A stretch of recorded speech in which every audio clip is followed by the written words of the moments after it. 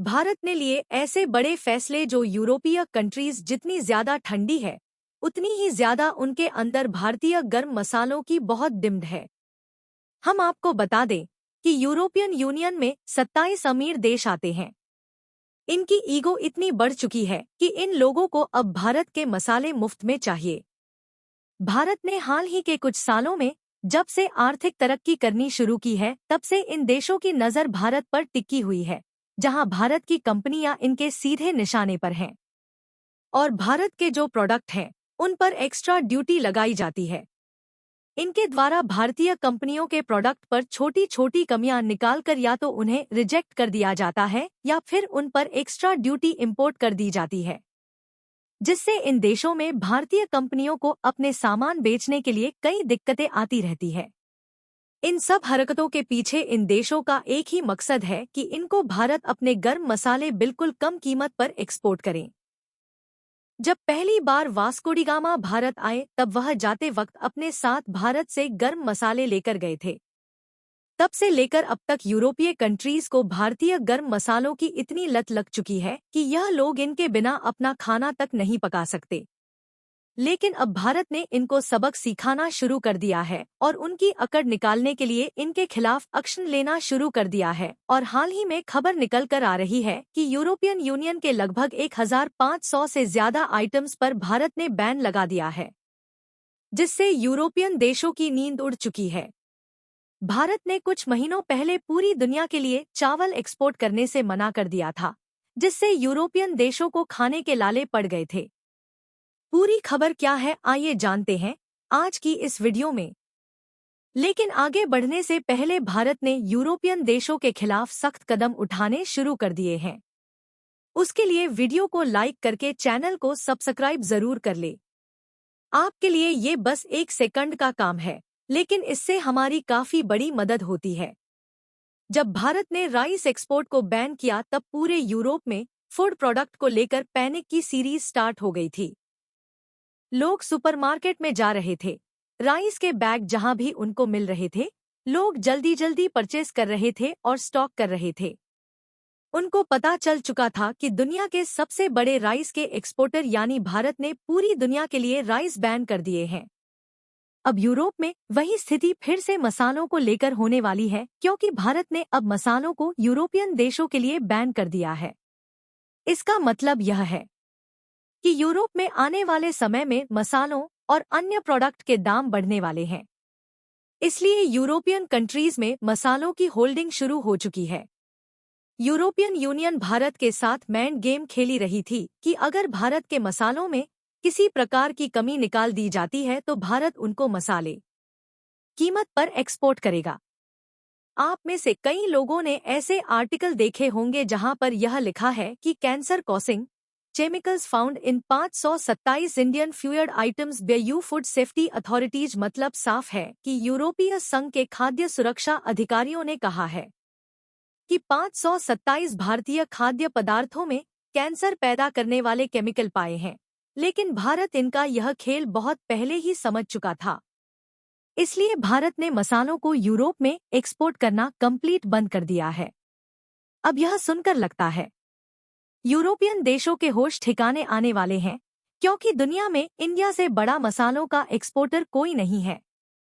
India के सामने मसालों के एक्सपोर्ट में कोई भी देश खड़ा नहीं होता। और इंटरेस्टिंग बात यह है कि पिछले कुछ सालों में तो हमने यह भी देखा कि जब चीन में मसालों की इतनी कमी हो गई थी कि इन लोगों को भी इंडिया के मसाले परचेस करने पड़े थे।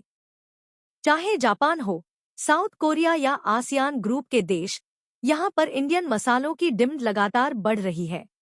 ज्यादातर जो यह आसियान ग्रुप के देश मसाले उगाते हैं, इनके यहाँ मसाले काफी कम मात्रा में होते हैं। इनके कॉम्पिटिटिव इंडियन मसाले एक बहुत ही अलग और यूनिक फ्लेवर ऑफर करते हैं, तो इंडियन मसालों की डिमांड पूरे वर्ल्ड में है।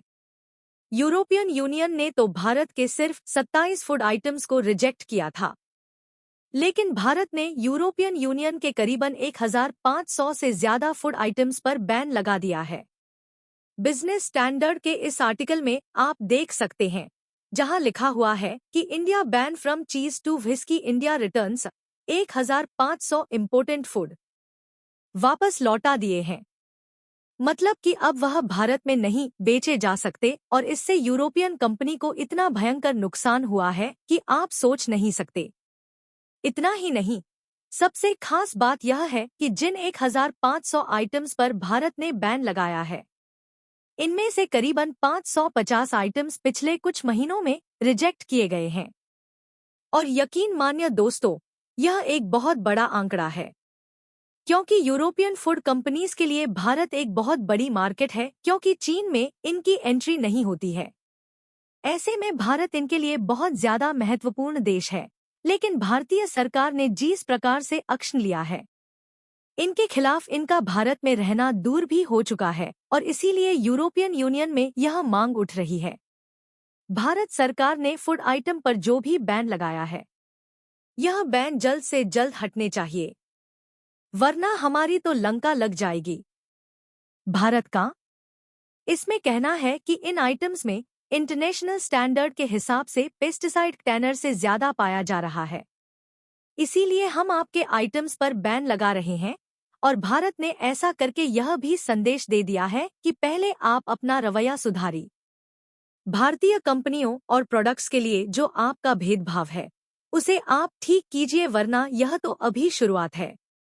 आने वाले समय में ये और खतरनाक होता जाएगा और यूरोपियन कंपनी ज्यादा दिन इसे झेल नहीं पाएंगी। भारत भले ही फूड प्रोडक्ट का इंपोर्ट करता है, लेकिन इसके साथ साथ भारत में प्रोड्यूस किए जा रहे फूड प्रोडक्ट का एक्सपोर्ट एशिया के चीन, बांग्लादेश, यूएई और ईरान जैसे देशों के साथ साथ यूरोप के नीदरलैंड, स्पेन, इटली और यूके जैसे देशों में भारी भरकम मात्रा में किया जाता है और भारत ने पिछले एक साल में लगभग $1 बिलियन के फूड प्रोडक्ट को इन्हीं देशों में एक्सपोर्ट किया है, जो कि देखा जाए तो भारत के इतिहास में अब तक का सबसे अधिक फूड प्रोडक्ट का एक्सपोर्ट था, जबकि इसे इस साल और भी ज्यादा बढ़ने की उम्मीद बनी हुई है। और पिछले 1-2 सालों में भारत का एक्सपोर्ट तेजी के साथ बढ़ने से भारत की अर्थव्यवस्था भी तेजी के साथ आगे बढ़ रही है, लेकिन यूरोपीय यूनियन देश भारत को आगे बढ़ता हुआ नहीं देखना चाहते। इसलिए भारत के द्वारा इन देशों में जिन फूड प्रोडक्ट का एक्सपोर्ट होता है, उनमें छोटी छोटी कमियां निकालने की कोई कसर नहीं छोड़ते, जिसके कारण कई प्रोडक्ट को रिजेक्ट कर दिया जाता है और जिन प्रोडक्ट को एंट्री मिलती है उनके लिए ज्यादा टैक्स देना पड़ता है। लेकिन जिस रणनीति को यूरोप ने भारत के खिलाफ बनाया, उसी को भारत ने यूरोपीय कंपनी पर खुद इंपोर्ट कर दिया, जिससे भारत का तो कम नुकसान हुआ है, लेकिन उससे ज्यादा नुकसान यूरोपीय कंपनी का हुआ है। और जब भारत ने यूरोपीय कंपनियों को रिजेक्ट करके उन्हें वापस यूरोप के पास भेज दिया है, तो यह कंपनी या यूरोपीय यूनियन से रिक्वेस्ट कर रही है कि उनको किसी न किसी तरीके से भारत में एंट्री दिलाई जाए और यूरोपियन यूनियन भारत के पास आया। लेकिन भारत ने सीधे मना कर दिया और भारत ने बता दिया कि पहले आप अपना रवैया सुधारिए, जो भारतीय कंपनियों के साथ भेदभाव है उसको दूर कीजिए। उसके बाद ही भारत में पहले जैसे प्रोडक्ट की एंट्री मिलती थी, उस तरह एंट्री मिल पाएगी। और भारत ने सीधा बता दिया कि यह तो अभी शुरू किया है, शुरुआत है और आगे चलकर यह मुद्दा और भी ज्यादा बड़ा हो सकता है। यहाँ तक कि ये मुद्दा इतना बड़ा है कि भारत और यूरोपीय यूनियन के बीच जो फ्री ट्रेड अग्रीमेंट होने वाला था, जिससे भारत के लिए यूरोप का मार्केट और यूरोप के लिए भारत का मार्केट खुलने वाला था, उसमें भी रोक टोक होना शुरू हो चुकी है।